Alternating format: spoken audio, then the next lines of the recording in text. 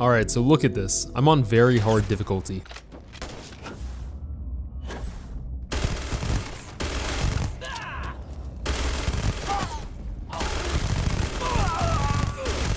The first thing you want to do is head on over to Neon, located in the Voli system, but I'm sure you know where this is by now, since it's like one of the main settlements that you come to in the story. But if you're like me, you might forget because you have this entire solar system of different systems and 1,000 different planets to choose from, so you forget wherever the heck the main settlements are and have to Google every time. But you can fast travel here, and once you're there, head on over to the end of the street to find an elevator. There are two ends of this street. One is like a big red lit area. That's not where we want to go. So if you make it there, turn around and go the opposite direction, where you will find an elevator with like 9 different floors, and we want to head over to Core Kinetics. This is the shop where we can spend a good chunk of credits to purchase a lot of really good weapons, such as the Mind Tear and the Poison Storm. Both of these are unique weapons and are both really good. I like the Mind Tear a bit more, and I think it's a little bit better, but they both absolutely shred through enemies. The Poison Storm might be a bit better if you prefer heavy weapons and have any skill points spent in that heavy weapon skill. I personally still don't. I haven't really spent too many points in that. I think I have like a 10% damage increase, but it comes with some really good mods like depleted uranium rounds and high velocity, but also that poison effect. Both of these costed somewhere around like 50,000 credits, I believe. You can also purchase an advanced mag sniper here, a super good weapon, and although it's common, the advanced part is what decides the damage, and advanced weapons are the best tier of weapon that you can get in the game. So you get some insane damage, just not any effects to go along with it, and I'll show you how to farm 4 legendary variants of it later, but I highly recommend grabbing this as well, since it's the best sniper in the game, at least from what I could tell. I haven't found a better sniper for it. There are some ones that kind of compete with it, but out of just sheer power, this sniper is insane. But if you completed the Crimson Fleet questline and sided with the fleet, you should have the legendary unique weapon called Revenant, which is probably the best weapon in the game. At the very least, the best one that you don't have to farm for and can get it this good just straight out the box.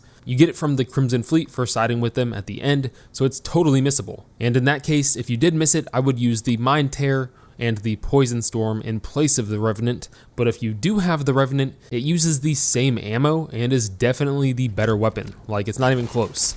The Mind Tear and Poison Storm still absolutely shred enemies, but the Revenant just kind of puts them to shame. The only downside to all 3 of these weapons is that it absolutely melts through your supply of 50 ammo. By the way, don't forget to leave your favorite weapons down in the comments. So I know I'm doing this like 4th on the list, we already went over like 4 weapons, but I would go ahead and grab this quest before anything if you haven't done any of that stuff yet, because it takes you to Neon anyways, or then you can grab the rest of the gear here, which we're going to go over even more unique and legendary weapons there in Neon also. But you should definitely follow the main story until you get to the old neighborhood mission. Finish that, and then you will be taken to Aquila City, where you will begin working with the Rangers. This starts off with the Job Gone Wrong quest, where you solve the situation at the bank, and then go on to be deputized to complete a bounty. Again, this is like super early in the game if you're following the main story. The Ranger quest line will give you some Freestar Collective faction quests, and the final mission being the Hammer Falls, and in completing all of those, you will be rewarded with the best ship in the game, the Star Eagle. You don't even really need to upgrade the Star Eagle too much unless you just want to change the weapons on it to different types, or just change the way it looks, but there's not much that you have to do since it's probably the best ship in the game just right away, right when you get it. If you want a faster ship for combat and a ship that makes combat much easier since most enemies get scared of you and run away, we went over how to get the Mantis ship in one of our last videos, but the Star Eagle just has a gigantic cargo hold, which to get this with the Mantis, I had to put like 4 more cargo containers on it, and I still don't think it even had 2,500 space. The fuel is great and you can jump to almost anywhere with the grav drive.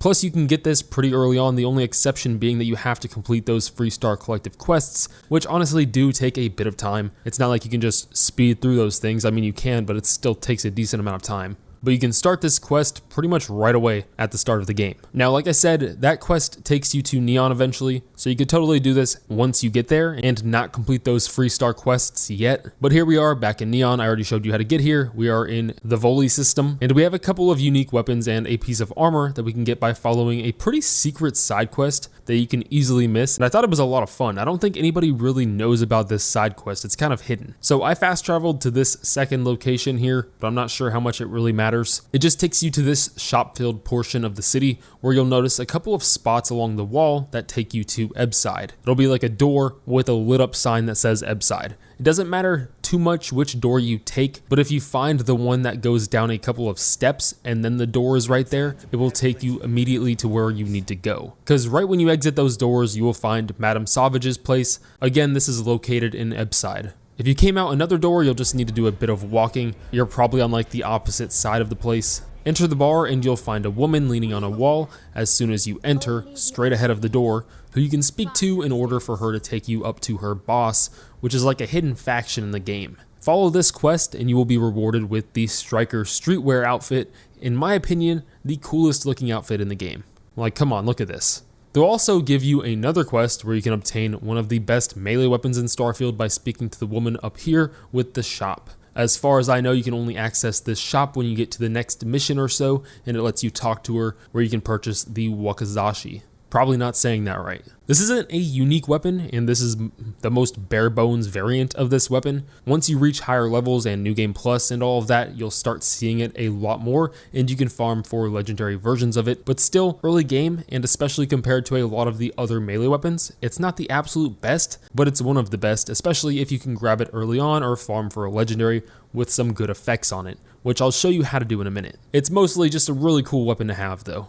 Progressing through this group of side missions, there's like 3 or 4 of them, you will also be rewarded with the Street Sweeper unique weapon for completing the showdown side quests that they give you. But I mean, let's be honest, it isn't that great. It's a unique weapon, and it comes with the Lacerate perk to cause a bleed effect, but that's not really making up for the 3 or 4 damage that it does. And that's with a maxed out pistol skill. Not that skills really matter because you're adding percentages to this like 3 or 4 base damage. So yeah, unique weapon, but not that great. You can find superior bounty hunter armor, same for the helmet and pack. I found a common one in the Mantis lair next to a cot, a little before a big room with multiple enemies. You can buy an advanced bounty hunter armor from the Crimson Fleet, which is well worth it if you don't have any better versions, since this is one of the best armor sets in the game, at least stats wise. Plus it's a pretty rare set of armor, like you don't see bounty hunter armor very often. And it's even better in relation to the other heavy armor sets, since the only downside of this armor is just how heavy it is. There's 3 different packs for the bounty hunter armor. Doesn't really matter which one you get, just whichever one is the best version of it. Like, it just slightly changes the stats on all 3 of these. It's not anything insane, and they also have like minor look differences. But how do you get this besides the spots I already showed you? I mean, a large part of it is just luck and RNG, but if you want to farm some of these, like the bounty hunter armor, to try and get them as legendary or get legendary weapons, I've got a really good farming method,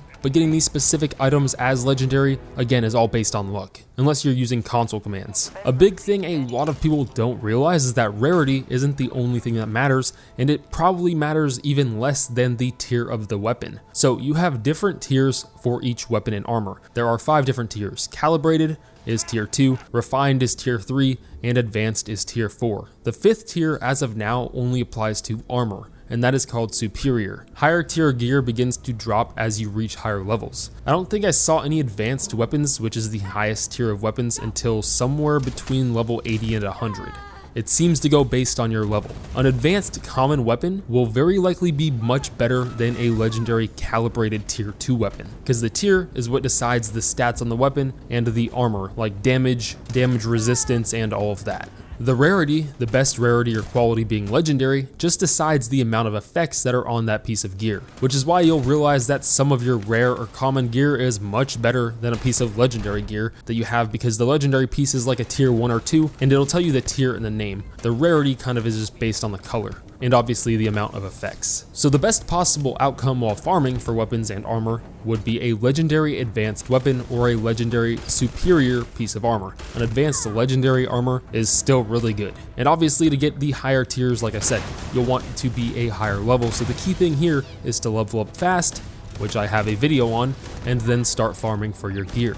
Once you're ready to farm for legendary weapons and armor, you can choose a couple of methods. The best probably being to head over to a faraway system that has an outpost with human enemies. You want to find a high level system, so preferably like level 60 to 75. I'm not sure if it has to be a livable planet that has like fauna and flora on it, but just pick one, change your difficulty to very hard and save your game before landing on the planet. Land on that planet, look around for some type of abandoned outpost or building that spacers would usually hang out in. They're usually trying to scrap things, so they're just all over the place, like the extraction sites especially. Just scan around and see if you can find something. If not, either land somewhere else on the planet or choose a different planet and try again. Find that legendary enemy that should spawn since we have our difficulty set to very hard before landing here. You might even get lucky enough to have multiple spawn, and if it's a legendary enemy, it should have like 3 bars of health and a lot of armor. When he's low on health, make a separate save.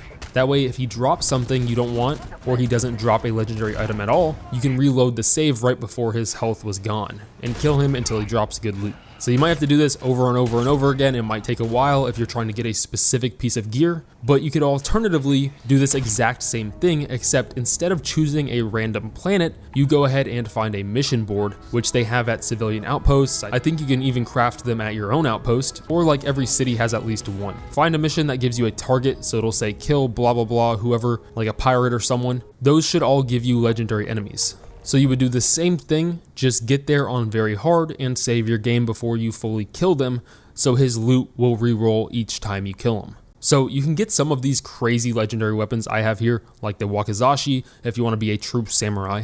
Same with the bounty hunter armor, but it will most likely take a lot of farming to get lucky enough to get these, like a lot. I've also heard people say that the New Game Plus seems to have higher chances to drop better loot, but obviously we can't prove that since it's just RNG. Being at least level 100 seems to have a huge impact on the tiers of weapons, like getting advanced and superior, which makes a massive difference in the weapon or armor's ability, like damage and damage resistance though. But that's pretty much it. Leave a like and subscribe for more Starfield videos. See ya.